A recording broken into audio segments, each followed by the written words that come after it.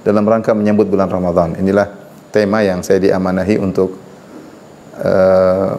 saya berikan sebagai bekal bagi kita semua dalam menyambut bulan Ramadan, bagaimana kita membersihkan hati sebelum datangnya bulan Ramadan.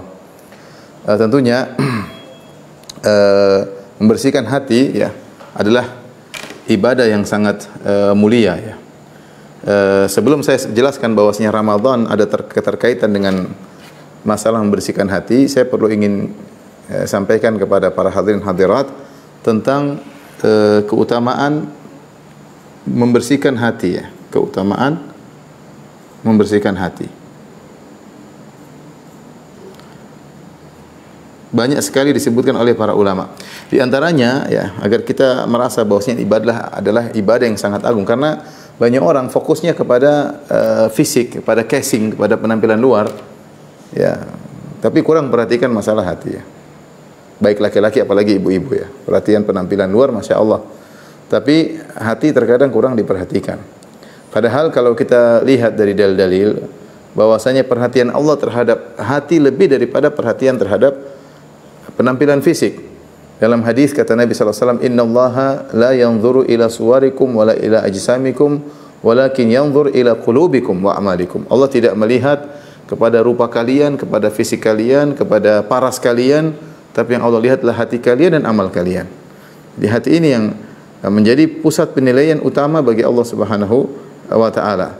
Maka seorang berusaha memperhatikan hatinya. Di antara amal ibadah yang teragung atau paling agung adalah bersihnya hati dari segala penyakit-penyakit hati. Ya. Tadi kita dengarkan adik kita Raka hafizahullah membacakan firman Allah Subhanahu wa taala tentang doanya Nabi Ibrahim alaihissalam. Ketika Nabi Ibrahim berdialog dengan kaumnya, dengan ayahnya yang mereka menyembah berhala-berhala, terjerumus dalam kesyirikan, mereka mengotori hati mereka dengan kesyirikan, dengan ketergantungan kepada selain Allah Subhanahu wa taala. Maka di akhir tadi yang dibaca oleh adik kita Raka, di mana Nabi Ibrahim berdoa, wala tukhzini yauma yub'atsun yauma la yanfa'u malun wala banun illa man atallaha biqalbin salim. Ya Allah, janganlah engkau hinakan aku pada hari kebangkitan kelak. Jangan kau hinakan aku pada hari kebangkitan kelak. Yauma la yanfa'u malun wala banun, hari di mana tidak bermanfaat anak-anak dan harta. Illa man atallaha biqalbin salim, kecuali orang yang bertemu dengan Allah dengan membawa hati yang bersih. Dan hati bersih dari segala bentuk penyakit, di antaranya penyakit kesyirikan, ketergantungan kepada selain Allah Subhanahu wa taala. Ini di antara doa yang dipanjatkan oleh Ibrahim alaihissalam ya, agar diberikan hati yang bersih.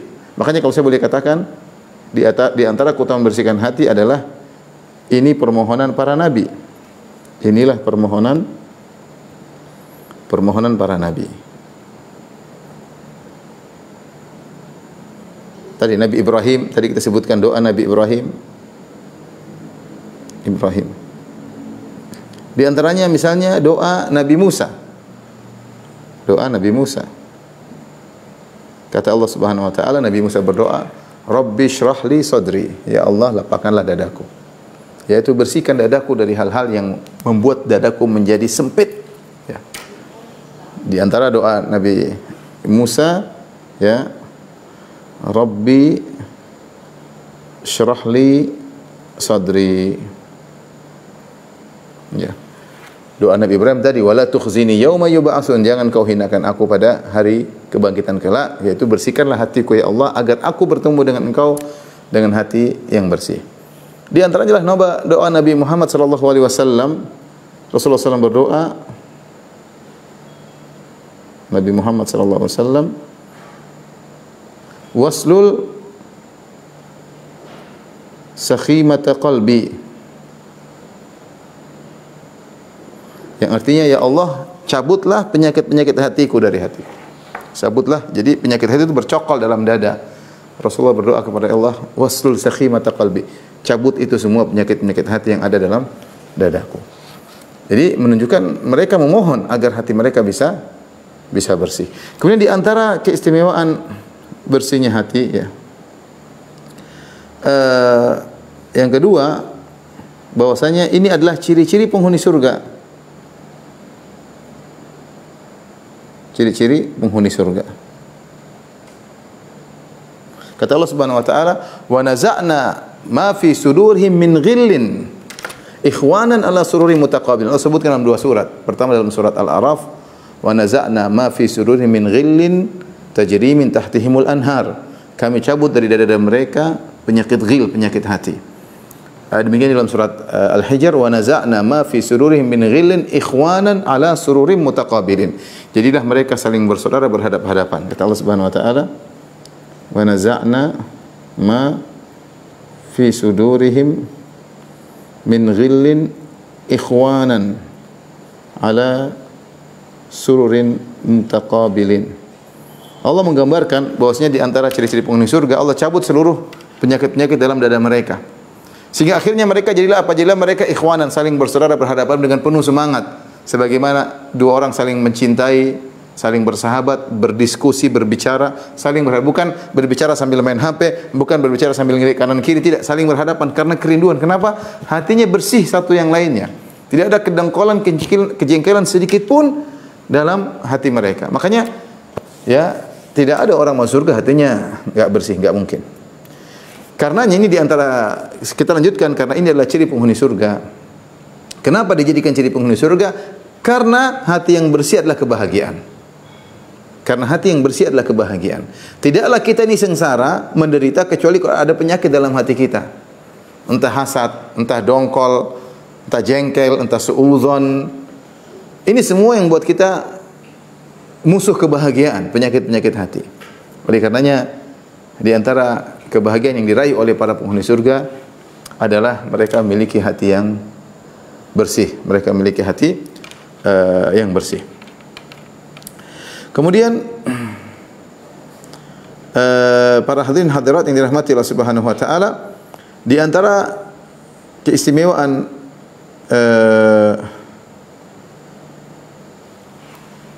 bersihnya hati ini adalah ciri-ciri para nabi. Bersihnya hati merupakan ciri-ciri para nabi, ya. Ciri-ciri para nabi, ya. Allah menyebutkan tentang Nabi Ibrahim alaihissalam, ya. Dalam surat Shafat ayat 83-84 kata Allah Subhanahu wa taala, "Inna min syi'atihi la Ibrahim." Sungguhnya di antara yang mengikuti Nabi Nuh adalah Ibrahim. "Idz jaa'a rabbahu biqalbin salim." Nabi Ibrahim, dia berdoa untuk diberikan hati yang bersih dan dia mendapatkan hati yang bersih. Kata Allah, "Idz jaa'a rabbahu biqalbin salim." Ketika Ibrahim bertemu dengan Rabbnya dengan hati yang bersih. Kita kalau mau cerita tentang kisah Nabi Ibrahim menakjubkan, hatinya bersih banget, ya. Bagaimana Ibrahim alaihissalam dimusuhi oleh satu negeri, dimusuhi oleh bapaknya, dimusuhi oleh satu negeri, semuanya kumpul ingin membakar dia dan membakar dia. Namun dia tidak benci sama sekali dan dia keluar tanpa berdoa, "Ya Allah, hancurkan mereka, mereka telah..." Enggak, sama sekali enggak. Dia berkata, "Inni muhajiran ila Rabbi." Aku akan pergi menuju Rabbku. Sudah ditinggalkan mereka. Hati bersih, ya. Hati bersih. Oleh karenanya Allah sebutkan, "Inna Ibrahim la halimun awwahum munib." Di antara sifat Ibrahim halim. Halim itu tidak cepat marah. Orang berbuat salah sama dia, dia sabar, dia sabar. Sampai kalau disebutkan dalam buku tafsir, di antara makna halim itu orang tidak cepat marah dan mudah maafkan. Kalau ada orang yang mengganggu dia, menghina dia, hanya mengatakan, "Hadakallah." Dia doakan, semoga Allah beri hidayah kepadamu. Inilah Ibrahim alaihissalam, ya. Diusir dari kotanya, dari Babilonia, kemudian pergi ke negeri Syam, dan dia tidak marah-marah, ya. Dia sabar menghadapi itu semua. Karena hatinya bersih, tidak dendam. Bahkan dia berusaha mendoakan ayahnya, padahal ayahnya dalam kondisi musyrik, kemudian ditegur oleh Allah Subhanahu wa taala. Tidak ada dendam baginya, ya. Ya, tidak ada dendam baginya. Ibrahim alaihissalam. Bahkan ketika terjadi cekcok antara istrinya Sarah dan Hajar, Ibrahim juga tidak ngamuk-ngamuk kepada Sarah dan tidak ngamuk pada Hajar, sabar. Orangnya, hatinya bersih, Nabi Ibrahim alaihissalam. Kemudian juga Nabi Muhammad sallallahu alaihi wasallam,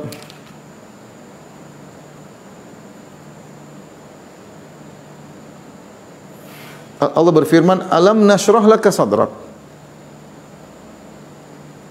Alam nashrah laka sadrak. Bukankah kami telah melapangkan dadamu? Dada Nabi SAW lapang. Oleh karena kalau kita lihat bagaimana Rasulullah SAW bersabar dalam berdakwah, luar biasa ya. Nabi SAW.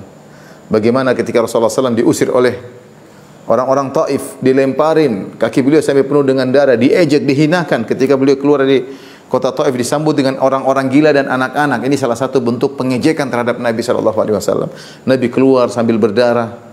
Kemudian datang malaikat gunung mengatakan, la in syi'ta, ya, kalau kau berkehendak ya Muhammad, la utbiqanna alaihimul akhsyabain, aku akan mengangkat dua gunung, aku timpakan kepada mereka.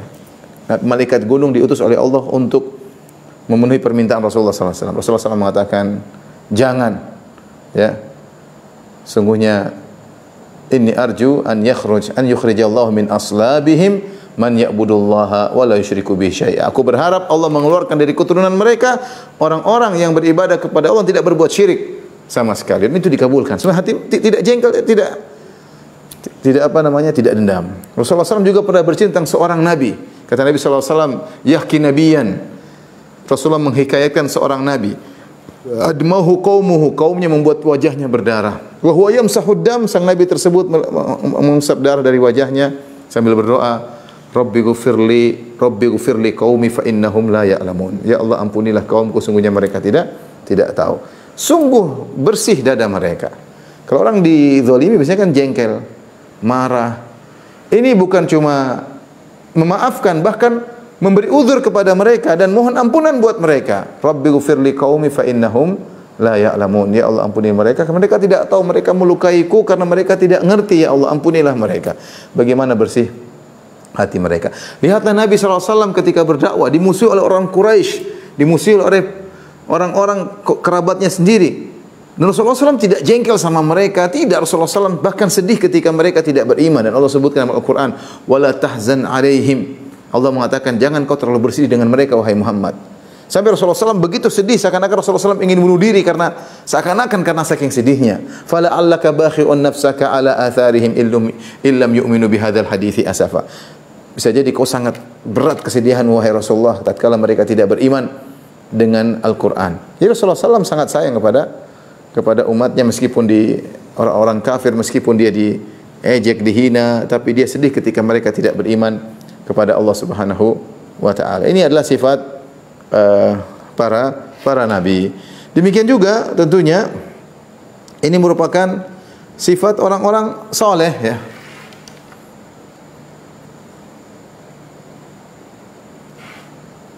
Bersihnya hati merupakan sifat orang-orang saleh.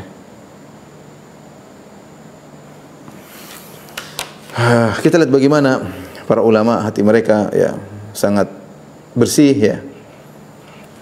Berkata Sufyan bin Dinar kepada Abu Bishr, salah seorang ulama salaf, Sufyan bin Dinar berkata, "Akhbirni an a'mali man kana qablana." Kabarkanlah kepadaku tentang amal orang-orang sebelum kita. Apa kata Abu Bishr? "Kanu ya'maluna yasiran wa yu'jaruna katsiran." Mereka dahulu beramal biasa, beramal sedikit, tapi pahala mereka diganjari dengan ganjaran yang besar. Amal mereka sedikit, ganjarannya besar. Apalagi kalau amalannya banyak. Kalau Sufyan, "Walimadzaka?" Kok bisa amal sedikit tapi pahalanya besar? Kata Abu Bishr, "Li salamati sudurihim." Karena ya hati mereka yang bersih. Karena hati mereka yang bersih. Demikian juga Iyas bin Muawiyah, ya, bin Qurrah an abihi, dia meriwayatkan dari ayahnya tentang sifat para sahabat Nabi sallallahu alaihi wasallam. Apa kata ayahnya? Kana afdhalahum indahum al-madin, kana afdhaluhum indahum, yakni al-madin aslamahum sadran wa aqallahum ghibatan. Orang yang paling mulia di antara mereka, di antara para sahabat, di antara orang-orang terdahulu adalah orang aslamahum sadran, yang paling bersih hatinya dan yang paling sedikit gibahnya, ya. Dalam hadis Rasulullah SAW menyebutkan, ya, bahwasanya bersihnya hati, orang yang bersih hatinya bersih, orang yang terbaik, mukmin yang terbaik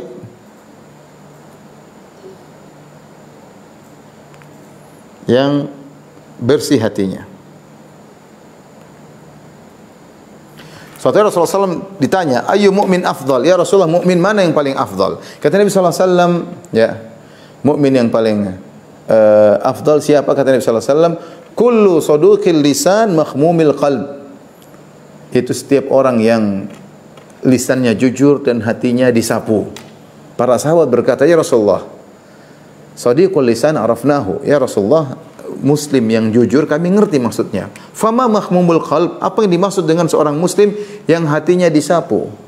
Makhmum artinya disapu. Rasulullah SAW mengatakan kullu taqiyyin, ya, yaitu yang dimaksud adalah setiap hati yang bertakwa, yang tidak ada ghil, tidak ada dengki, wala hasad, wala baghi, tidak ada dengki, tidak hasad, tidak ada kejengkelan, hatinya bersih. Itu yang dimaksud dengan makhmumul qalb, dan dia adalah mukmin yang terbaik. Rasulullah SAW menggambarkan hati itu seperti suatu wadah yang sering kotor, yang harus disapu. Seperti rumah kalau namanya tiap hari ada debu yang masuk, ada kotoran yang masuk, harus disapu. Nah, orang yang mukmin yang terbaik selalu perhatian terhadap hatinya, dia bersihkan hatinya. Karena sumber-sumber hal-hal yang buat hati ini kotor banyak. Apa yang kita lihat, apa yang kita dengar, apa yang kita bicarakan, pergaulan, berinteraksi, itu bisa membuat hati kotor. Bisa hati kotor, akhirnya kita terkena penyakit jengkel, terkena penyakit dengki, ternyata terkena penyakit dendam. Maka dia berusaha membersihkan hati. Terkena penyakit riya, terkena penyakit ujub, suka pamer, dan macam-macam, merasa bangga, merasa tinggi, merendahkan orang lain, penyakit hati banyak. Dan dia senantiasa berusaha memperhatikan apa? Hatinya. Oleh karenanya, ya, di antara ciri penghuni surga, ya, sebab utama masuk surga,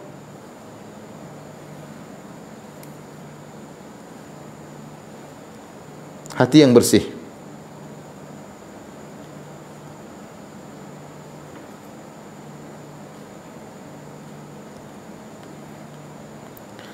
Dalam satu hadis, suatu Rasulullah SAW duduk bersama para sahabat. Tiba-tiba Rasulullah berkata, "Yatlu alaikum rajulun min ahlil jannah." Akan muncul sekarang seorang penghuni surga. Para sahabat lihat tiba-tiba ada seorang Ansari keluar sambil membawa sendalnya. Kemudian jenggotnya masih menetes air, mungkin dia habis berwudu. Orang ini penghuni surga. Orang biasa-biasa aja. Kemudian besoknya lagi Rasulullah SAW ngobrol dengan teman-teman, dengan sahabat-sahabatnya. Tiba-tiba Rasulullah SAW berkata, "Yatlu alaikumul an rajulun min ahlil jannah." Sekarang akan muncul lagi seorang penghuni surga. Mereka tunggu, ternyata orang yang sama.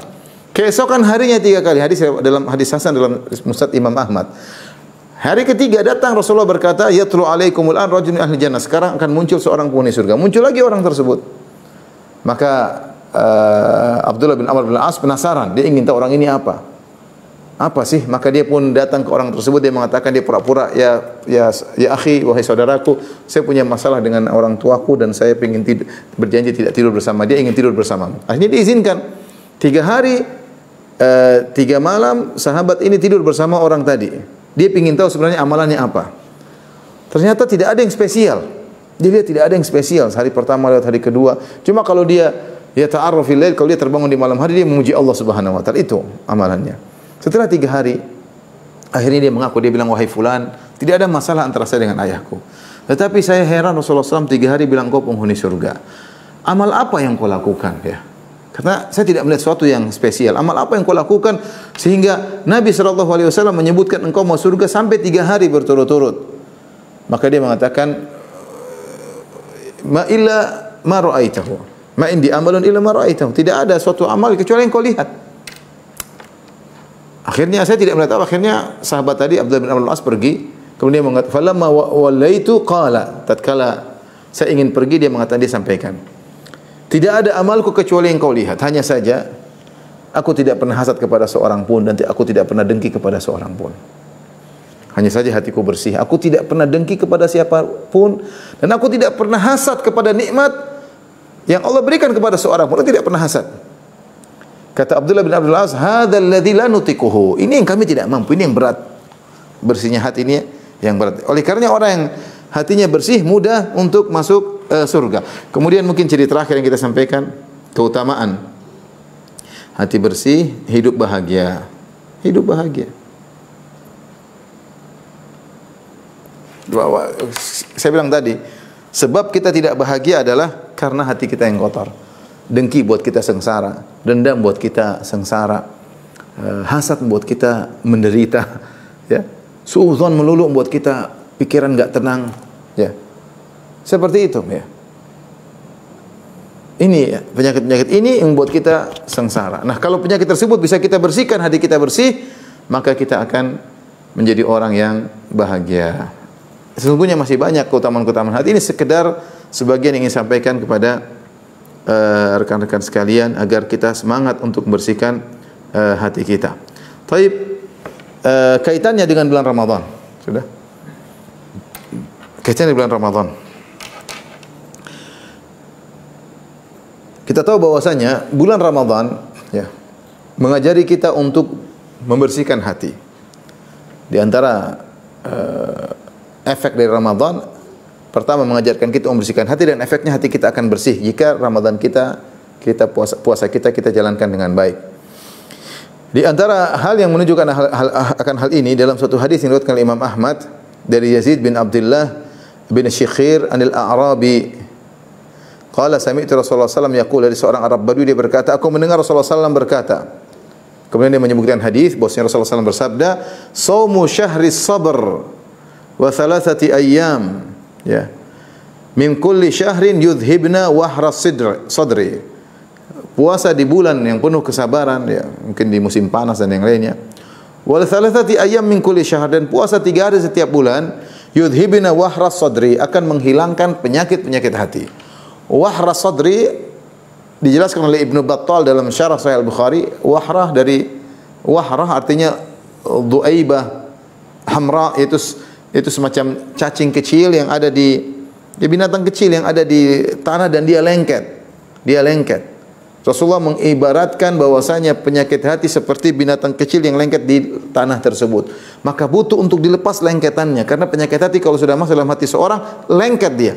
Kalau dendam dia lengket, kalau hasad dia lengket, harus dilepasin. Lengket. Caranya diantaranya adalah dengan berpuasa 3 hari tiap bulan. Puasa 3 hari tiap bulan dia.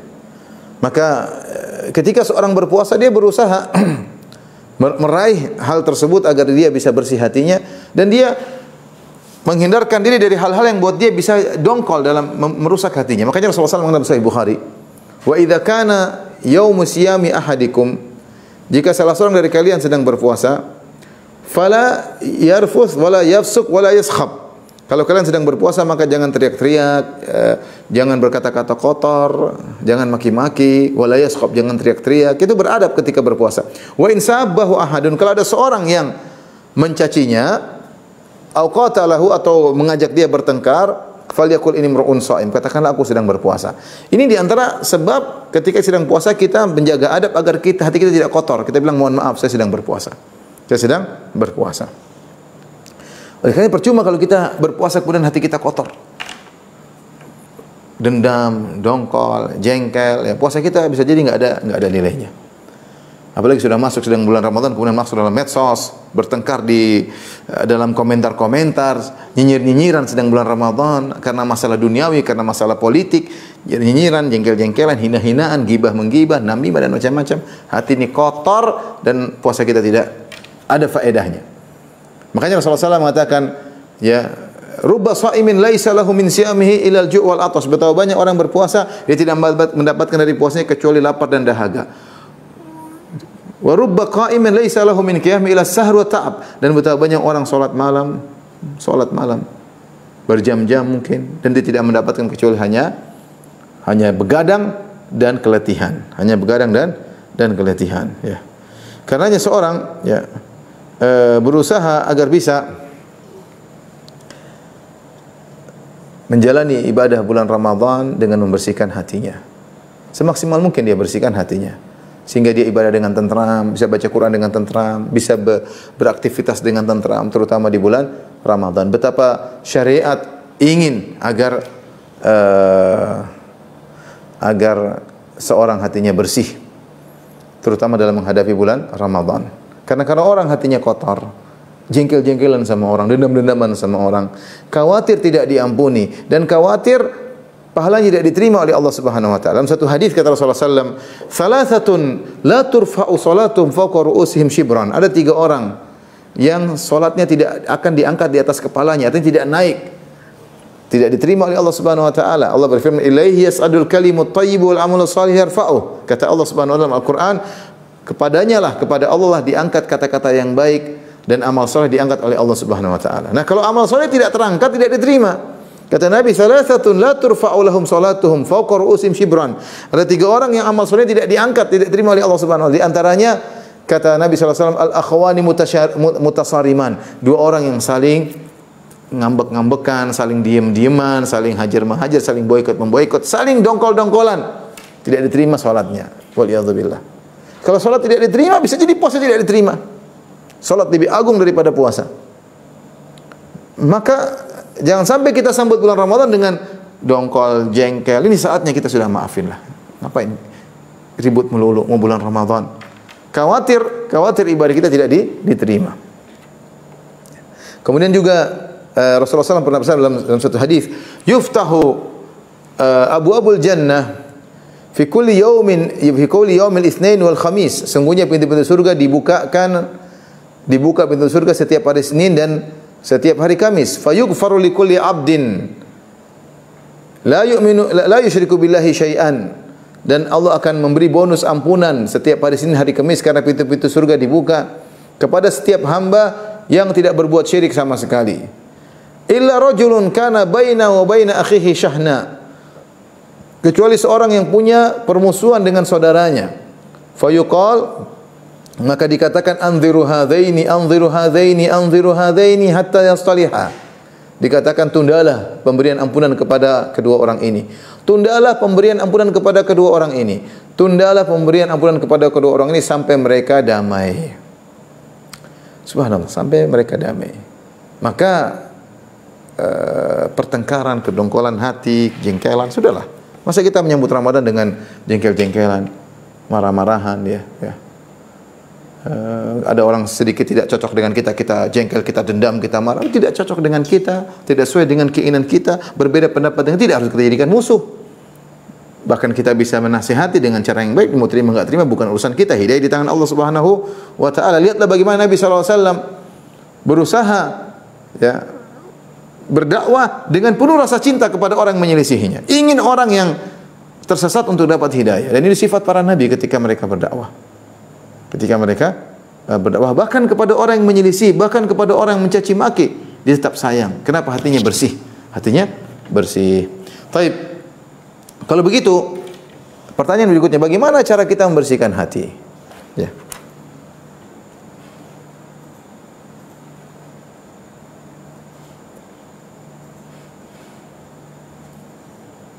Cara membersihkan hati.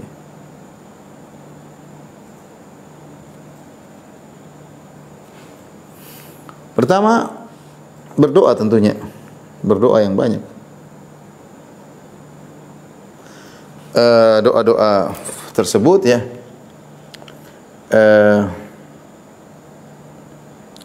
karena hati yang bersih itu adalah amalan andalan. Saya bacakan satu khabar riwayat dari Zaid bin Aslam, dia berkata, "Dukhila ala Abi Dujana radhiyallahu anhu wa huwa marid wa kana wajhuhu yatahallal." Ya. Orang-orang masuk menemui Abu Dujana radhiyallahu anhu. Abu Dujana terkenal, yang seorang mujahid yang berperang dalam perang Uhud, yang dia mengikatkan kepalanya dengan isabah hamra, dengan menggunakan sorban berwarna merah. Dan orang bilang kalau dia sudah pakai sorban warna merah berarti dia akan bertempur sampai titik darah penghabisan.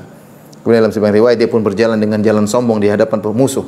Sampai Nabi mengatakan, "Innaha lamisyatun tughdibullah atau yughdhibuhullah illa fi hadzal makan." Ya. Ya, kata Nabi sallallahu alaihi wasallam, sungguhnya cara jalan seperti inilah cara jalan yang dibenci oleh Allah Subhanahu wa taala, illa fi hadzal mautin, kecuali dalam kondisi peperangan, buat jengkel musuh. Intinya Abu Dujana radhiyallahu anhu, seorang mujahid yang sangat terkenal, ketika dia akan meninggal dunia, maka wa kana wajhuhu yatahallal, maka dia sakit, wajahnya berseri-seri. Faqila lahu ma li wajhika yatahallal, kenapa wajahmu berseri-seri? Faqala ma min amali syai'un awthaqu indi min isnatain. Tidak ada suatu amal yang paling aku harapkan bertemu dengan Allah kecuali 2 amalan. Kuntu la atakallamu fi ma la ya'nini. Pertama, aku tidak pernah ngomong tentang perkara yang bukan urusanku, yang tidak ada manfaatnya untukku. Aku tidak pernah ngomong, dia diam. Manusia hobinya komentar sana, komentar sini, padahal bukan urusan dia, komentarnya pun tidak ada yang dengar. Tapi ngomong, hobi ngomong melulu, enggak mau mendengar. Kata dia pertama, kuntu la atakallam fi ma la ya'ni. Aku tidak pernah ngomong tentang perkara yang bukan urusanku.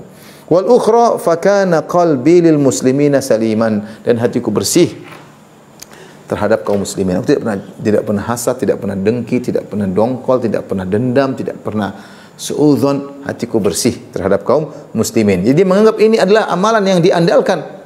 Dan ini dikatakan oleh Ibnu Rajab Al-Hambali rahimahullahu taala, ya. Beliau mengatakan afdhalul a'mal, amalan yang paling baik salamatus sadr minal syahna'i kullihi. Kata dia amal yang terbaik, dan ini beliau sebutkan dalam kitab Jami'ul Ulum wal Hikam dalam Syarh Arba'in Nawawiyah. Dia mengatakan amalan yang terbaik bersihnya hati dari segala bentuk kedongkolan dan kebencian. Amal yang terbaik. Dan bagaimana tidak terbaik? Seorang hatinya bersih, jadi penghuni surga, dan macam-macam sebagaimana kita jelaskan. Taib, cara membersihkan hati pertama adalah berdoa, dan doa-doa yang diajarkan oleh Nabi sallallahu alaihi wasallam banyak.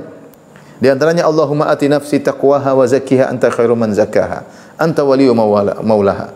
Allahumma ati nafsi taqwaha, ya Allah berikanlah ketakwaan pada jiwaku. Wa zakkiha, bersihkanlah hatiku. Anta khairu man zakka, engkau adalah sebaik-baik yang membersihkan hatiku. Anta waliyuha maula, engkau adalah pengurus hatiku, engkau yang mengatur hatiku, bersihkanlah hatiku.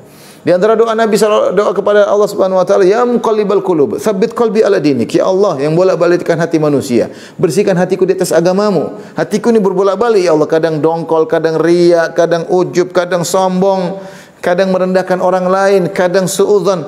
Berbolak-balik, enggak pernah berhenti. Kokohkanlah di atas agamamu. Jadikanlah hatiku hati yang benar. Di antara doa yang diajarkan oleh Nabi sallallahu alaihi wasallam, Allahumma inni a'udzubika min qalbi la yakhsha. Ya Allah, aku berlindung kepada Engkau dari hati yang tidak khusyuk. Di antara doa Nabi sallallahu alaihi wasallam ketika berjalan menuju masjid, waj'al fi qalbi nuran. Allahumma ja'al fi qalbi nuran. Ya Allah, jadikanlah cahaya dalam hatiku. Cahaya yang menerangi hatiku, yang menghilangkan penyakit-penyakit hati.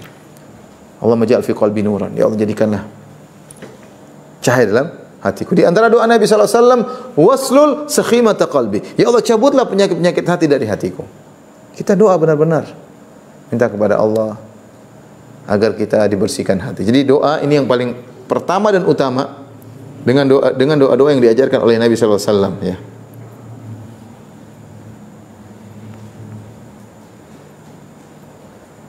Tadi sudah kita sebutkan banyak, ya, bisa saya mau tulis banyak sekali. Misalnya Allahumma ati nafsi taqwaha wa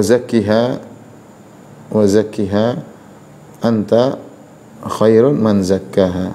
Nanti bisa di googling, ya.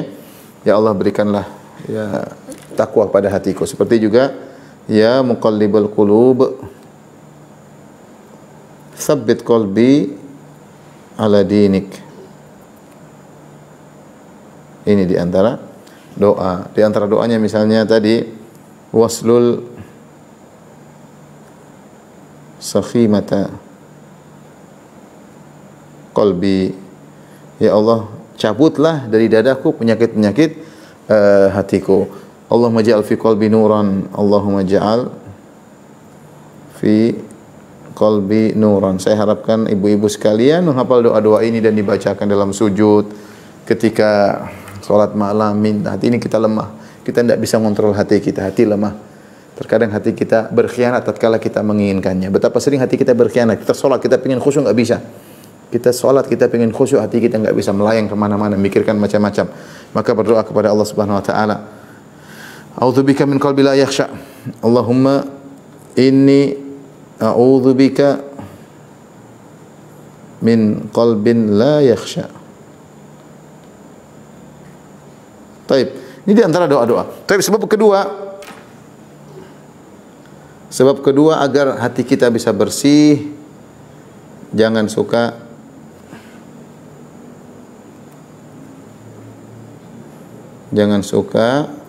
dengar keburukan-keburukan orang lain, kecuali ada perlunya. Dalam hadis yang diriwayatkan oleh Imam Ahmad dalam musnadnya dengan sanad yang diperselisihkan, dihasankan oleh Syekh Ahmad Sakir dan didhaifkan oleh Syekh Albani rahimahullah taala, maknanya Rasulullah SAW bersabda, "La yuballighuni ahadun min ashabi ahadan an ahadin syai'an." La yuballighuni ahadun min ashabi an ahadin syai'an. Ya. Aku tidak ingin salah seorang sahabatku menyampaikan kepadaku tentang berita orang lain, saya enggak suka. Fa inni uhibbu an akhruja ilaikum wa ana salimus sadar. Aku suka keluar bertemu dengan kalian, hatiku bersih. Jadi Rasulullah tidak ingin Rasulullah dengar cerita ini katanya si fulan gini, si fulan gini, si fulan. Rasulullah tidak ingin, dia ingin hatinya bersih.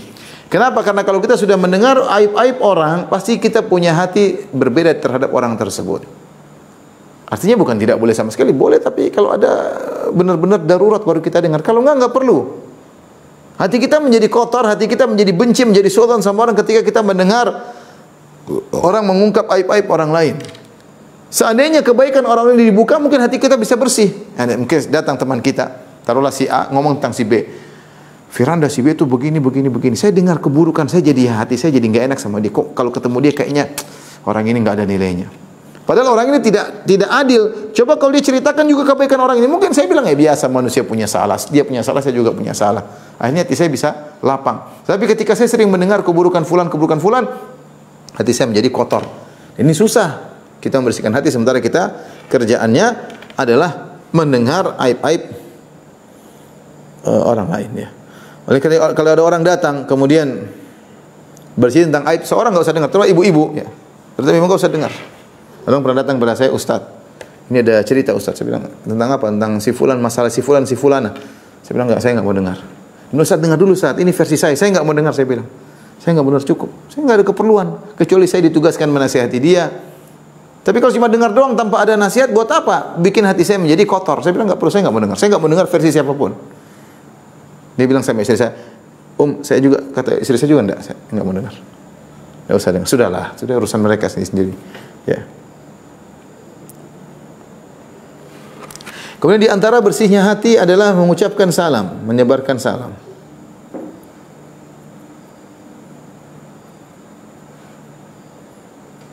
Terutama kepada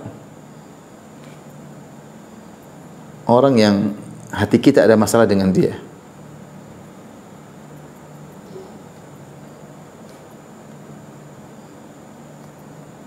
Dengannya, ya. Kita mungkin hasad sama orang, kirim salam sama dia. Kita mungkin jengkel, kirim salam sama dia. Dengan kirim salam tersebut akan menumbuhkan rasa cinta kasih, sehingga kedongkolan itu bisa dicabut, bisa hilang. Sebagaimana dalam hadis Nabi SAW, "La tadkhulul jannata hatta tu'minu." Kalian tidak akan masuk surga sampai kalian saling mencintai. "Wala tu'minu kalian tidak akan masuk surga sampai kalian beriman. Wala tu'minu hatta tahabu." Dan kalian tidak akan beriman sampai kalian saling mencintai. "Awala adukum ala syai'in idza fa'altumuhu tahabbtum." Maukah aku ajarkan kepada kalian tentang suatu perbuatan, jika kalian melakukannya kalian akan mencintai? Apa itu? "Afshus salama bainakum." Tebarkanlah salam di antara kalian.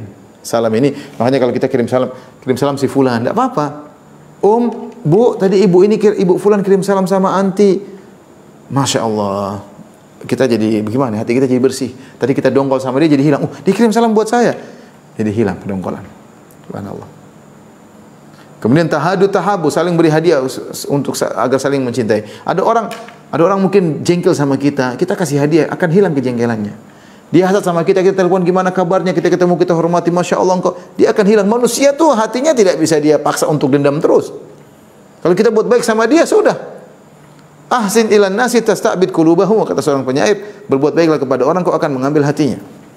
Ini diantara sebab untuk menghilangkan kedongkolan diantara kaum muslimin. Kita pun kedongkolan kita kirim salam kepada orang yang hati kita bermasalah dengan dia. Kemudian diantaranya jauhilah berburuk sangka. Ini juga yang buat hati kita kotor. Berburuk sangka. Ya ayyuhalladzina amanu jtanibu katsiran minadh-dhann, hai orang beriman, jauhlah kalian dari kebanyakan berburuk sangka. Dosa berburuk sangka itu apa kata sebagian ulama? Berburuk sangka adalah suatu perbuatan yang kalaupun benar kamu pun salah, apalagi kamu salah. Kita buruk sangka, ada orang tidak ada apa-apa kita buruk sangka sama dia, enggak boleh. Kalaulah persangkaan kita itu pun benar, kita tidak haramkan berburuk sangka, apalagi kalau salah. Kita hanya boleh berburuk sangka kalau indikasinya banyak banget, indikator-indikator menunjukkan harus kita berburuk sangka, baru kita berburuk sangka. Tapi hukum asal kita husnudzon kepada sama kaum muslimin. Husnudzon. Yang lebih pedih, lebih menderita ketika kita harus berburuk sangka kepada orang terdekat kita. Hubungan kita dengan dia tidak bisa menjadikan kita percaya kepada dia secara penuh, buat kita berburuk sangka tanpa alasan berburuk sangka. Kita yang menderita. Bayangkan seorang suami yang senantiasa berburuk sangka kepada istrinya, dia menderita, pada istrinya nggak ada apa-apa. Bayangkan seorang istri yang selalu berburuk sangka kepada suaminya, dia menderita. Ya kecuali ada hal yang buat harus berburuk sangka, oke lah. Kalau nggak ada, hanya menyiksa dan mengotori hati. Rasulullah SAW bersabda, "Iyyakum wadh-dhann fa inna dhanna akdzabul hadits." Waspadalah kalian dari berburuk sangka, dari persangkaan-persangkaan, karena persangkaan adalah perkataan yang paling dusta. Kenapa Nabi mengatakan persangkaan adalah perkataan yang paling dusta? Karena kalau dusta, kita tahu kita dusta, kita tahu kita salah. Tapi kalau kita berzon, berprasangka, kita menyangka itu benar, padahal dia dusta. Sehingga kedustaan tersebut kita sangka kebenaran.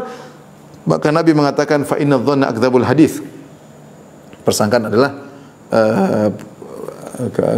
pembicaraan yang paling dusta. Kata Umar bin Khattab radhiyallahu taala anhu, la tadhunnanna bi kalimatin kharajat min akhika su'an wa anta tajidu laha min al-khairi mahmala.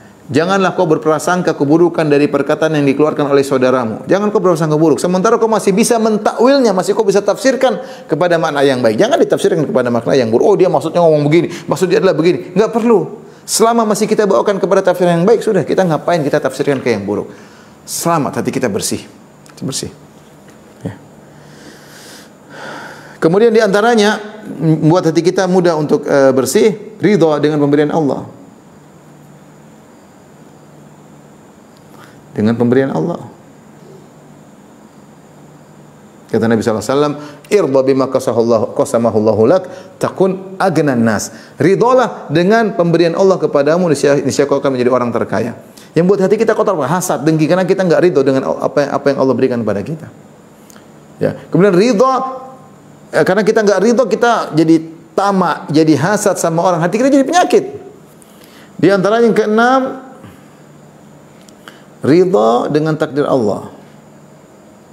Ini juga betapa hati kita ada pilu, sedih, macam-macam, jengkel karena kita enggak ridha.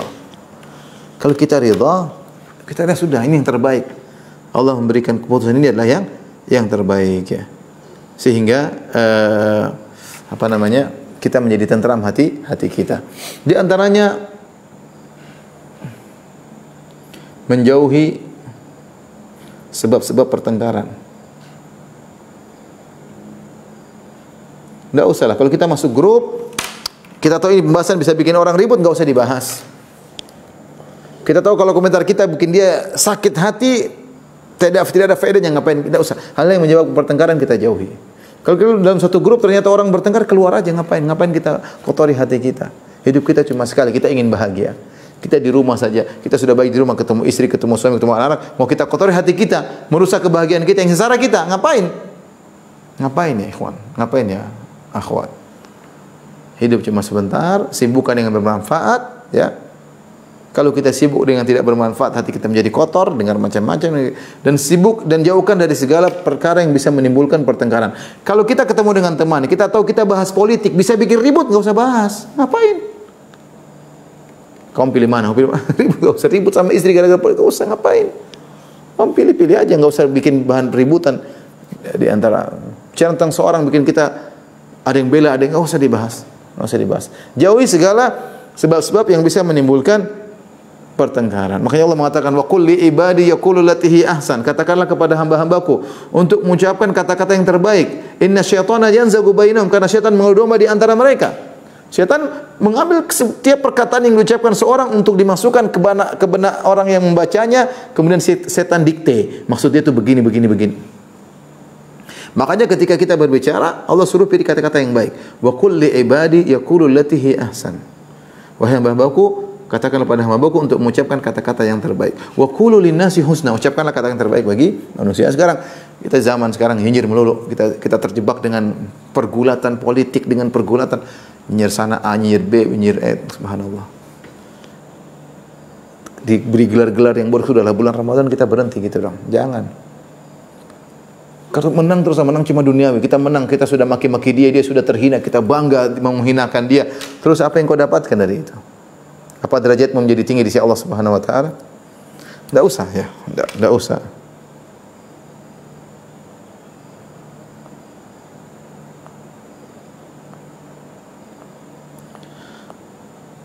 Taib,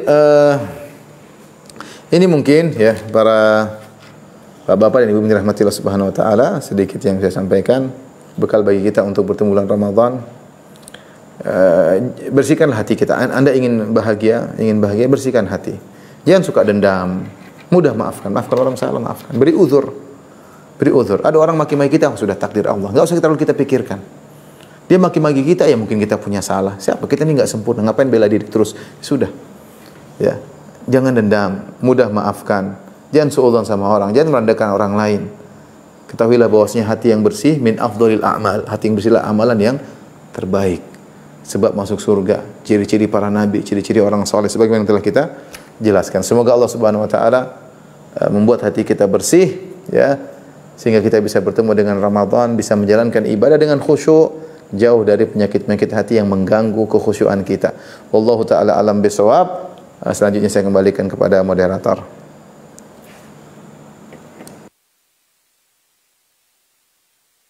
Ustaz Firanda, Dr. Firanda Andir Jasi MA, insyaallah sudah memberikan pencerahan kepada kita semua, teman-teman semua, membersihkan hati menyambut bulan suci. Kita lanjutkan untuk sesi tanya jawab. Kami persilahkan kepada teman-teman untuk bertanya langsung, atau saya bacakan yang tadi sudah bertanya kan mungkin. Monggo silakan. Monggo silakan. Ada yang raise hand, Mas. Ada yang raise hand dulu deh. Itu Mas Nopriyadi raise hand. Ada yang angkat tangan. Monggo silakan. Silakan Mas Nopriyadi. Assalamualaikum Ustaz. Waalaikumsalam warahmatullahi wabarakatuh. Izin bertanya Ustaz. Monggo. Alhamdulillah anak kan sekarang udah umur 25 Ustaz, udah tamat kuliah. Anak takut nanti hati anak ini Ustaz terfitnah gitu Ustaz dengan wanita Ustaz. Apa yang harus anak lakukan, menikah atau anak lanjut menuntut ilmu gitu Ustaz? Bagaimana solusinya ya Ustaz? Terima kasih banyak Ustaz. Assalamualaikum. Waalaikumsalam warahmatullahi wabarakatuh. Jazakallah khairan. Sungguhnya kepedulian terhadap hati menunjukkan kebaikan seseorang, ya. Bersyukurlah yang bertanya peduli dengan hatinya. Di antara hal yang bisa mengotori hati seorang ketika hatinya terjebak dengan syahwat. Saya bacakan pernyataan Ibnu Qayyim rahimahullahu taala tentang ciri orang yang hatinya bersih, ya. Kata Ibnu Qayyim rahimahullahu taala, "Wala tatimmu salamatul qalbi mutlaqan hatta yaslama min khamsati asya'." Tidak akan sempurna keselamatan hati, bersihnya itu bertingkat-tingkat. Tapi kapan hati itu sempurna bersih secara totalitas? Wala tatimmu salamatul qalbi mutlaqan, tidak akan sempurna bersihnya hati seorang secara mutlak hatta yaslama min khamsati asya', sampai dia selamat dari 5 perkara. Min syirkin yunaqidu tauhid. Pertama, hatinya harus bersih daripada kesyirikan. Karena kesyirikan ketergantungan kepada selain Allah. Tadi kita bacakan Nabi Ibrahim alaihissalam setelah berdialog dengan ayahnya, dengan kaumnya yang berbuat kesyirikan, dia mengatakan, "Ya Allah, jangan hinakan aku seperti mereka yang hati mereka kotor. Tapi jadikanlah aku orang bertemu dengan Engkau dengan hati yang bersih." Bersih dari kesyirikan, ketergantungan kepada orang yang tergantung dengan jima, tergantung dengan mayat-mayat, itu hati mereka kotor, ya. Tawakalnya tidak kepada Allah, tawakalnya kepada benda-benda yang tidak bermanfaat. Yang kemudian yang kedua, wa bid'atin tukhalifu sunnah. Ya, hati harus bersih dari bid'ah yang menyelisih sunnah. Kita terima dengan sunnah Nabi SAW. Jangan kita cari-cari hal yang baru yang tidak sesuai dengan sunnah Nabi SAW. Kayaknya kita ada masalah dengan sunnah Nabi. Kok tidak suka dengan sunnah Nabi? Sukanya yang begini, sukanya yang sesuai dengan keinginan kita, sesuai dengan tradisi kita. Yang sunnah kita nggak suka. Itu hati kita bermasalah.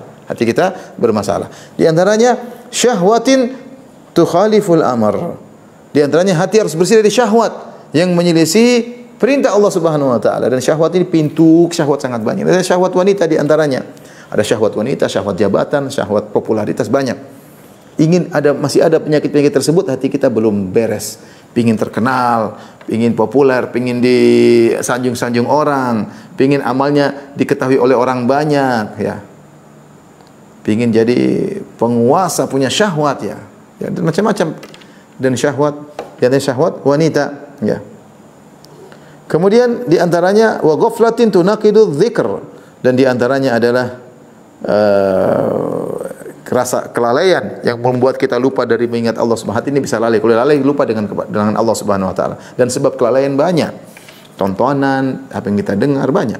Wa hawan yunaqidu tajridul ikhlas, dan hawa nafsu yang membuat kita tidak ikhlas, tidak sempurna pengikutan kita kepada Nabi sallallahu alaihi wasallam. Intinya di antara perkataan Ibnu Qayyim, kalau hati bersih, bersihkan dari syahwat. Benar, seorang kalau sudah mengalami isyq, kerinduan terhadap bentuk, terhadap film tertentu, terhadap wanita tertentu dengan cara yang haram, maka ini hatinya berpenyakit. Maka keseriusan antum agar hati bersih itu sangat baik. Saran saya, sudah umur 25 tahun menikah. Bismillah menikah. Berdoa kepada Allah, terus tiap malam salat malam, ya Allah berikan aku istri soleha, istri yang bisa menundukkan pandanganku, istri dengan sebab dia engkau jaga kemaluanku ya Allah, ya, istri yang dengan sebabnya engkau turunkan gejolak syahwatku ya Allah. Jadi intinya berdoa kepada Allah Subhanahu wa taala agar dapat istri yang soleh, kemudian nikah, setelah itu menuntut ilmu. Setelah itu menuntut ilmu, ya. Apalagi kita hidup di zaman fitnah yang di sana banyak fitnah wanita. Wallahu taala alam bisawab.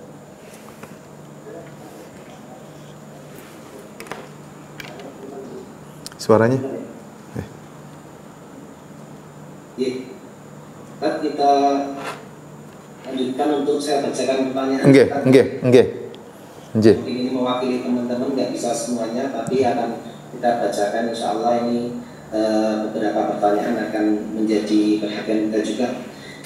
Assalamualaikum Ustaz, ingin bertanya, kalau sakit hati yang sangat mendalam, perintah bahasanya anak sekarang ya? Apa? Sakit kenapa? Bahasanya anak sekarang itu baper. Baper ya. Sakit hati ya sangat mendalam. Nah, bagaimana cara menghilangkannya? Itu tak pertanyaannya. Oke. Seperti itu. Iya. Caranya memang itu perkara yang sulit. Hati kalau sudah terluka sulit untuk terobati. Tapi caranya percaya dengan takdir. Makanya di antara doa Nabi sallallahu alaihi wasallam as'aluka ridha ba'dal qadha. Ya Allah, aku mohon agar hati ini ridha dengan keputusanmu. Kau sudah memutuskan, kau sudah mentakdirkan, jadikanlah hatiku ridha. Karena kalau kita ridha, sudah dendam itu akan hilang, sakit hati akan hilang. Orang maki-maki kita sudah takdir. Memang Allah sudah catat di Lauhil Mahfuz. 50.000 tahun sebelum Allah menciptakan langit dan bumi, orang ini akan maki-maki saya. Ya sudah. Ini yang pertama, kita bilang sudah takdir. Yang kedua, kita yakin apa yang kita timpa, yang menimpa, yang kita rasakan sakit hati, itu tidak lain kecuali akibat maksiat yang pernah kita lakukan. Entah kita ingat atau kita lupa. Ini dampaknya. Mungkin maksiat tersebut kita lakukan 10 tahun lalu, 5 tahun lalu, atau minggu lalu, atau kemarin. Dampaknya sekarang, cepat atau lambat, maksiat itu pasti ada dampaknya, kata Ibnu Qayyim, pasti ada dampaknya. Kadang kita lupa istighfar, kadang kita lupa bertobat, sehingga dampaknya terkadang muncul cepat atau lambat. Ini ya sudah, ini mungkin akibat maksiat saya. Yang ketiga, kita yakin bahwasanya dengan kita dizalimi sehingga kita sakit hati, tapi kalau kita sabar menambah derajat. Makanya ada perkataan indah dari seorang ulama, kalau kita disakiti, sangat sakit hati, tapi kita sabar, ketahuilah kesabaran meskipun hati itu sangat sakit, ya tapi kita sabar cari keridhaan Allah, makinlah kebahagiaan yang akan kita rasakan. Semakin berat kita bersabar, semakin besar kebahagiaan yang kita dapatkan. Begitu kita masuk dalam alam barzakh, kita akan bahagia. Ya, yang penting kita bersabar. Jadi sebenarnya perkaranya, ya maksudnya kalau kita mikir melulu nggak akan selesai. Emang kalau kita mikir sakit hati kemudian yang kita benci kemudian bakalan mati, akan jatuh, akan hina, enggak juga. Terkadang kita sakit hati dia tambah naik. Jadi karenanya kita cuekin aja sudahlah. Kata Allah Subhanahu wa taala, wa inna sa'ata la'atiyatun fasfahis safhal jamil. Sungguhnya hari kiamat akan datang, maka maafkanlah, lapangkanlah dadamu. Ngapain kau mikir-mikir panjang, hidupmu cuma sebentar. Sebentar lagi akan meninggal dunia. Ngapain kita buang waktu kita, peras jantung kita terperas, otak kita terperas untuk mikirin orang yang kita dendam. Enggak usah. Itu yang sudah takdir Allah Subhanahu wa taala, sibukkan dengan beribadah. Sudah, saya tidak akan mungkin terlewatkan dari ujian ini. Di antara sabda Nabi sallallahu alaihi wasallam kepada seorang agar meyakini, ma asabaka lam yakun liyukhti'ak. Apa yang sudah Allah tetapkan akan menimpamu, kau tidak bisa menghindarinya. Wallahu taala alam bisawab. Masya Allah, alhamdulillah. Masih ada beberapa pertanyaan lagi ya Tad ya. Monggo. Allah sudah kami bacakan. Namun saya selangi pertanyaan saya sendiri juga ya Pak. Iya, silakan. Jadi sekali mumpung saya ingat kita itu berhadapan dengan orang yang kadang-kadang hatinya itu sangat baik kepada kita. Ya nggak perlu kita jabarkan, hatinya sangat baik kepada. Tapi suatu saat dia itu kayak berubah, bahkan menyakitkan hati kita, menyakitkan hati orang tua kita. Nah, jadi kita mau bersikap itu kadang-kadang sulit. Ini kayak orang yang berkepribadian ganda. Kalau pas baik-baik banget, tapi kalau pas mengecewakan hati kita luar biasa. Nah ini gimana kita berhadapan dengan orang seperti ini? Apakah kita juga harus bagaimana? Jadi kadang-kadang kita bingung, kadang-kadang baik banget, tapi kadang-kadang luar biasa kita sakit hatinya. Orang tua kita juga tersakiti dan lain. Silakan Pak. Ya udah, kita bilang manusia tidak ada yang sempurna. Demikianlah, kesempurnaan itu hanya ada di akhirat. Subhanallah, kita diberikan kenikmatan di sekitar. Kita punya kawan, kita punya mungkin pasangan hidup, kita mungkin punya anak, kita mungkin punya orang tua. Tidak ada yang sempurna. Ada sisi kekurangan mereka. Agar kita tahu dunia ini bukan tempat ketentraman kita. Ya. Kita selalu merindukan kesempurnaan yang ada di akhirat. Kapan kita dapat kesempurnaan itu? Kalau kita bersabar menghadapinya. Dan di antara firman Allah yang menjelaskan tentang akhlak yang mulia, kata Allah Subhanahu wa taala, "Khudhil afwa wa'mur bil urfi wa'rid 'anil jahil." Dalam surat Al-A'raf kata Allah Subhanahu wa taala, "Khudhil afwa," yaitu maafkanlah. Apa kata para ulama maknanya apa? Maafkanlah yaitu terimalah kebaikan yang bisa orang lain berikan kepadamu dan maafkanlah kekurangannya. Jangan kau berharap lebih daripada apa yang bisa mereka lakukan. Contoh, kita punya tetangga, ya tetangga kita baik tapi ada kekurangannya, ya sudahlah ya. Kita berharap punya tetangga kita seperti zaman sahabat, nggak mungkin. Dan kita punya kawan juga demikian. Ada sisi baiknya, ada sisi buruknya. Kita nasihati, kalau dia nggak mau dengar ya sudah, sabar. Karena tidak ada yang sempurna. Ayah kita tidak sempurna, ibu kita tidak sempurna, begitu sayang kepada kita, namun terkadang menjengkelkan. Anak kita tidak sempurna, baik sama kita, namun terkadang menjengkelkan. Istri kita yang sangat kita cintai tidak sempurna, sangat baik sama kita, namun terkadang menjengkelkan. Suami kita sangat baik sama kita, namun sering menjengkelkan. Terus mau diapain? Mencari kesempurnaan di mana? Kata seorang penyair, "Turidu sahiban la aiba fihi, wa halil udu yafuhu bila dukhani." Kau ingin cari teman yang tidak ada aibnya?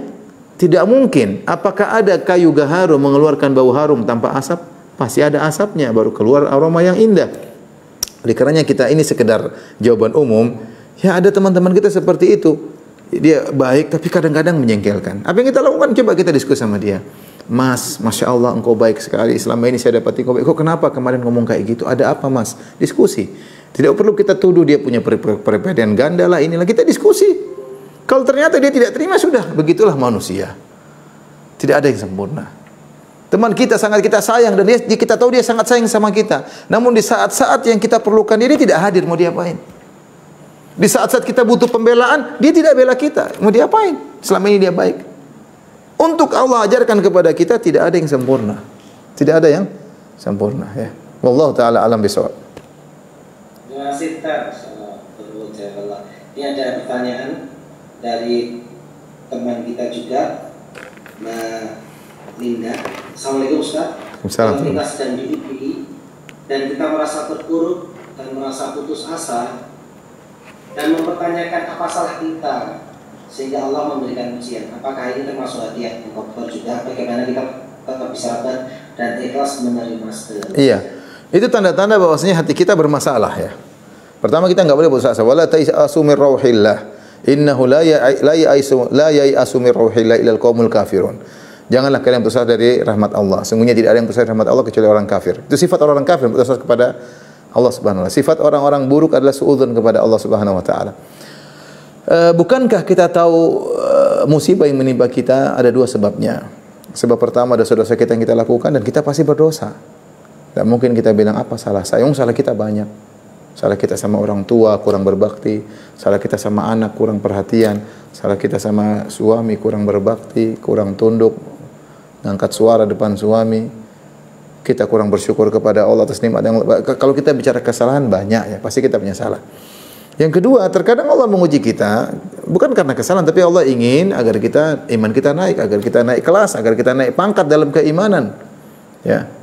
Karena ujian, ya sebagaimana dikatakan fitnah, ujian adalah dalam bahasa Arab adalah artinya membakar, sebagaimana emas yang kotor dimasukkan dalam api, dibakar, maka menghilangkan karatan-karatannya atau hal yang mengotorinya, maka muncullah emas murni. Maka demikian dalam ujian ini banyak ujian ya. Para nabi, para orang soleh, apa dosa mereka? Mereka tidak dosa, tapi ujian mereka paling banyak. Ujian mereka paling banyak. Asyadun nasi bala anak anbiya, thumma salihun, thumma al-amsal fal amsal. Orang yang paling banyak diuji adalah para nabi, kemudian orang soleh, dan selanjutnya. Yubtala ar-rajulu ala qadri imanihi. Seorang diuji berdasarkan kadar keimanannya. Kita tidak minta diuji oleh Allah, tapi ujian itu pasti datang. Nah, kalau ujian datang, pertama introspeksi diri. Yang kita bilang, salah saya apa? Saya tidak punya salah. Nggak bisa. Kita pasti punya salah. Anda tidak mengecek hati Anda. Hati Anda pasti bermasalah. Di antara masalah, Anda tidak merasa bersalah. Di antara masalah, Anda tidak merasa bersalah. Siapa kita tidak punya masalah? Siapa kita yang tidak punya dosa? Di antara masalah hati, di antara dosa hati adalah merasa tidak berdosa. Ya. Yang tadi, kalaupun kita tidak punya dosa, Allah ingin mengangkat derajat kita, maka sabar. Maka sabar. Dan masih banyak orang diuji lebih berat daripada kita, mereka bisa menghadapinya. Jadi ketika kita dapat ujian, kemudian kita bilang, apa salah saya? Harus kita introspeksi diri sendiri. Kok saya ujub sih? Kok saya merasa enggak punya dosa sih? Kenapa hati saya seperti ini? Istighfar kepada Allah. Istighfar, Rabbi ghfirli, Rabbi ghfirli, Rabbi ghfirli. Seperti itu. Allah Ta'ala alam bisawab. Insyaallah. Mungkin dari teman-teman langsung juga bisa misalnya ini tanya pada Ustaz Firanda, monggo kami persilahkan. Nanti kita selingi pertanyaan langsung ya, biar suasananya hidup. Monggo. Tapi nanti akan kita bacakan lagi pertanyaan berikutnya. Monggo, enggak jadi kayaknya, Mas. Tadi Mas Lutfi kayaknya acungkan tangan tadi Mas Lutfi Abdian. Hati berubah-ubah, Mas. Hati berubah-ubah. Atau mungkin tangannya ngacung sendiri tadi. Enggak. Mungkin sudah terjawab. Silakan. Kalau ada pertanyaan. Mungkin ibu-ibu yang sering tanya biasanya ikut kajian Mama Deda itu, Surat Jamaah itu, ibu-ibu MC 88 kami silakan kalau ingin bertanya. Untuk ketemu Ustaz kita loh, Masya Allah. Zaman sekarang, Mas, yang curhat bukan ibu-ibu aja, bapak-bapak juga curhat sama. Curhatnya sama siapa, Pak? Monggo, silakan. Silakan ini, Mas Lutfi. Ada nggak itu Mas Lutfi? Unmute. Oke. Boleh saya bertanya? Monggo, Mas. Assalamualaikum warahmatullahi wabarakatuh. Waalaikumsalam warahmatullahi wabarakatuh. Begini Ustaz, masalah menjaga hati ini bagi saya pribadi kadang-kadang seperti garis tipis lah ya, seperti kebanggaan, suatu kebanggaan. Seorang anak bangga kepada orang tuanya atau orang tua yang bangga kepada anaknya. Kadang-kadang saya sendiri takut untuk membanggakan sesuatu, karena kadang terasa membanggakan sesuatu itu ketika kita tergelincir sedikit, seperti kita berada di area kesombongan gitu, Ustaz. Apakah seperti itu, Ustaz? Dengan ini korelasinya dengan menjaga hati itu. Bagaimana kita harus menjaga suatu kebanggaan yang benar-benar kebanggaan tanpa ada rasa kesombongan itu seperti apa, Ustaz? Mungkin itu aja, Ustaz. Iya. Assalamualaikum. Assalamualaikum warahmatullahi wabarakatuh. Para ulama dulu membahas tentang namanya penyakit ujub. Di antara ciri-ciri ujub adalah al-ihsas bitamayyuz, merasa beda, merasa hebat. Itu di antara penyakit ujub. Kita boleh merasa punya kelebihan dengan syarat kita yakin itu dari Allah dan kita tahu itu adalah amanah dan ujian agar kita bisa mensyukurinya. Jadi antara hal yang bisa membuat kita tidak ujub, tidak merasa bangga, lupa diri, seakan-akan itu karena diri kita sendiri. Dan itulah ujub. Ujub itu apa? Merasa lebih daripada yang lainnya, tapi tidak merasa ini anugerah Allah, tapi karena saya bisa pintar mengatur keuangan, saya bisa berhasil dalam keduniaan. Lupa bahwa itu semuanya dari Allah Subhanahu. Kepintaranmu dari Allah, otakmu dari Allah, pengalamanmu juga dari Allah, keberhasilanmu juga dari Allah. Betapa banyak orang lebih pintar daripada kita tidak berhasil. Betapa banyak orang lebih banyak pengalaman tidak berhasil. Kapan kita merasa mampu tanpa ada andil dari Allah, itulah ujub. Tapi kalau kita merasa mampu karena bimbingan dari Allah dan itu benar-benar dalam hati kita, saya ini berhasil, saya enggak bisa apa tapi karena Allah Subhanahu wa taala, maka insya Allah namanya tidak ujub, itu tidak jadi masalah. Di antara hal yang buat kita agar tidak terjebak dalam ujub, kita merasa semua kelebihan yang Allah berikan kepada kita adalah ujian dari Allah. Karena kita dituntut untuk bersyukur. Kita diberi kecerdasan, apa rasa syukurmu? Engkau diberi kepandaian berorasi, apa rasa syukurmu kepada Allah? Apa sumbangsimu untuk dirimu di akhirat dan untuk Islam dan kaum muslimin? Seperti itu. Jadi hati-hati ketika kita merasa punya kelebihan, kita utarakan kepada orang lain. Allah Maha tahu. Anda mengutarakannya karena bersyukur kepada Allah atau karena ingin merasa saya hebat daripada yang lainnya. Allah Maha tahu. Allah yang berfirman, "Wa amma bi ni'mati rabbika fahaddits." Adapun nikmat yang Allah berikan kepadamu, sampaikanlah. Tujuannya apa? Allah menyuruh kita cerita tentang kenikmatan kita agar kita bersyukur karena kita sering lupa dengan nikmat Allah. Maka kita bersyukur, alhamdulillah Allah mudah berikan saya ini, alhamdulillah saya dimudahkan, alhamdulillah. Bukan kita menceritakannya untuk bangga, merasa diri lebih tinggi daripada yang lainnya. Kapan kita menceritakannya dalam rangka untuk bangga, merasa tinggi daripada yang lain, itulah ujub. Yang lama-lama bisa mengantarkan kepada kesombongan. Waliyadzubillah. Maka seorang waspada, boleh dia merasa baik dan dia boleh menceritakannya dengan syarat dalam rangka untuk bersyukur kepada Allah. Dan Allah Maha tahu isi hati kita. Wallahu ta'ala alam bisawab. Silakan teman-teman yang lain lagi. Ini nampaknya semakin hangat, bisa langsung keluar dari teman-teman juga. Waktunya kayaknya masih cukup ya. Kayaknya satu pertanyaan lagi, Mas. Oh, sih. Pengennya sampai malam ya, Pak? Jangan, Mas. Cukup, Mas. Iya, nanti ya persiapan sholat malam ya, Tad ya? Allah alam. Jangan-jangan ditunggu istri, Mas. Makanya saya harus cepat-cepat. Ya. Silakan teman-teman, ini satu pertanyaan lagi, monggo Mbak Novi Wulandari mungkin ini. Monggo. Bertanya, Novita. Baik, terima kasih. Assalamualaikum warahmatullahi wabarakatuh. Waalaikumsalam warahmatullahi wabarakatuh. Saya Novita ini dari Jakarta juga. Mau menanyakan, kadang-kadang kan wanita itu susah untuk melupakan ya. Apalagi kalau udah marah gitu kan, kayaknya hati itu udah terluka tuh susah kalau untuk melupakan. Tapi kadang-kadang ada juga yang berpendapat, oke, baik, saya memaafkan, tetapi tidak akan melupakan. Nah, ini apakah hal seperti itu bisa dikatakan bahwa hatinya sudah bersih atau bagaimana ya Ustaz ya? Mohon pencerahan. Terima kasih. Assalamualaikum warahmatullahi wabarakatuh. Assalamualaikum warahmatullahi wabarakatuh. Yang penting dia memaafkan. Masalah lupa atau tidak itu bertingkat, tapi dia sudah lepas daripada dosa. Sesungguhnya hati yang paling bersih adalah dia cuek dengan itu semua. Dia tidak lupa, tapi dia tidak jengkel. Namanya orang daya ingat kan kuat. Saya tidak lupa, tapi saya tidak perlu jengkel. Sudah takdir Allah Subhanahu Wa Taala. Jadi orang maki-maki kita nggak perlu kita dendam. Pokoknya ya sudah, saya maafkan. Saya memang tidak lupa, nggak mungkin lupa karena lupa itu masalah file yang ada di kepala kita. Cuma kita tidak lupa itu maksudnya apa? Kalau maksudnya saya tetap jengkel, itu berarti belum maafkan. Tapi kalau maksudnya saya ingat, tentu saya harus hati-hati ke depan di kemudian hari dalam bersikap dengan orang ini, itu tidak ada masalah. Tidak lupanya tersebut dalam rangka untuk kewaspadaan di kemudian hari. Karena seorang mukmin tidak disengat dari satu lubang dua kali. Nggak ada masalah. Jadi bukan harus kita lupa, tidak ingat sama sekali. Enggak, itu perkara yang di luar kemampuan kita.